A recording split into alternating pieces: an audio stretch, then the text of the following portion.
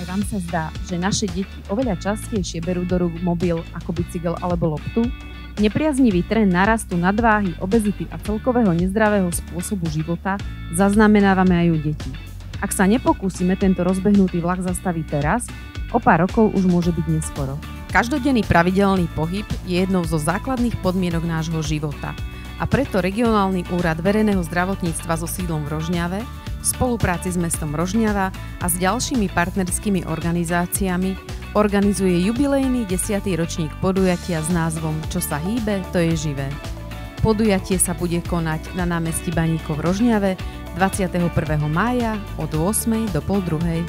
Celé triedy piatakov, šiestakov a primanov z gymnázia budú súťažiť na pripravených stanovištiach a zároveň sa môžu zapojiť aj do nesúťažných aktivít. Počas akcie chceme poukázať na finančne nenáročné pohybové aktivity, ktoré je možné vykonávať kedykoľvek a kdekoľvek. Ak by sme žili v ideálnom svete, tak takéto podujatie by sa neorganizovalo, ale neustále žilo. No kým sa tak stane, tak vám dávame na známosť, že nám na zdraví detí záleží a preto chceme týmto podujatím prispieť k zachovaniu a zlepšeniu zdravia detí v našom okrese.